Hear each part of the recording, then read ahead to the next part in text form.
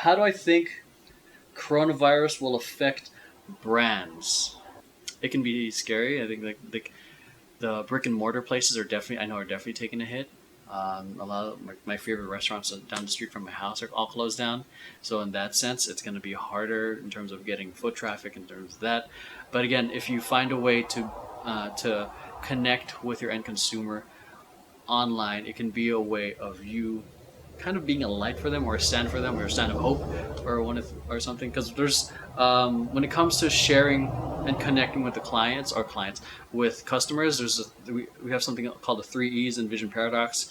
The things we share online affect the people that consume it, obviously. So we wanted to make sure that's either educational, empowering, or entertaining. So you have three different routes. What's up, Chris?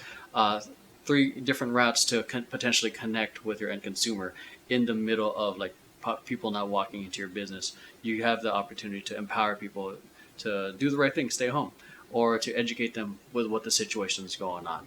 Give them resources, give them facts, give them something to feel grounded, because there's a lot of uncertainty happening right now. So I think this is a good opportunity for brands to take a stand for something instead of just like trying to promote, which is, you want to do social media marketing to promote and get the transaction and whatnot. But it's also important, in my opinion, to read the room and to kind of know what's needed from you, and how can you best serve your audience to make them feel safe, so to speak.